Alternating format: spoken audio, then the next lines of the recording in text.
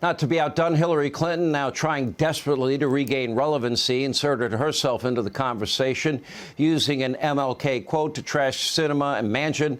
I had hoped that white moderates would understand that law and order exist for the purpose of establishing justice, and that when they fail in this purpose, they become the dangerously structured dams that block the flow of social progress. By the way, Hillary, where were you in the summer of 2020? We could have used your help. Anyway, quite a turnaround from the woman that once referenced African Americans as super predators. Hillary is so desperate to be relevant, kind of sad. Capping off a historically bad year, Joe Biden's presidency is now on the ropes. Things are going so poorly that even his one-time protectors, the media mob, they're now beginning to take note. Look at this headline from fake news CNN. You can't make it up. Quote, is Biden's presidency doomed? So you may not have noticed this, but one of the things that Fox News loves to do is critique Democrats from the left. And that is exactly what is happening right here. Now, when I say this, I want to be very clear. When Republicans critique Democrats from the left, that is because they know that most people in their political opinions are further to the left than both the Democrats and the Republicans. And that's the reason why Republicans do this. They will criticize these Democrats for not doing enough for people of color, doing enough for disabled folks, you name it. They will correctly point out where Democrats are failing in very specific ways in order to make themselves and Republicans look better. But as we all know, Republicans are a million times worse. But that doesn't stop them from making points like this. And it's frustrating because the truth of the matter is, to some extent, these are really good points. Hillary Clinton really is not the person to be giving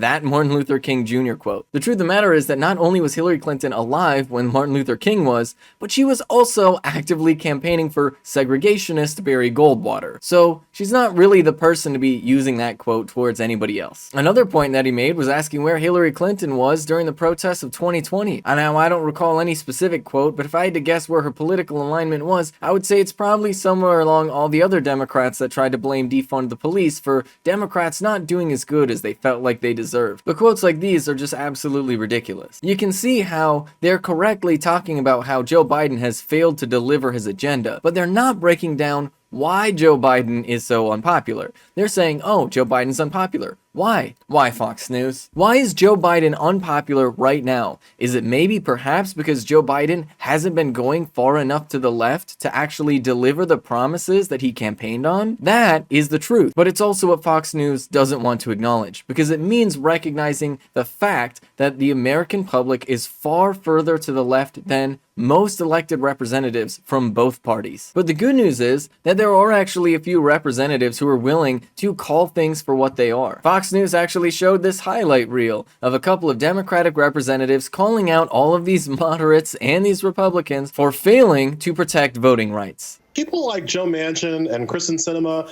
these are the white people that Martin Luther King Jr. warned us about. I submit that members of the Senate, regardless of their party, no longer have to ask what we would have done then.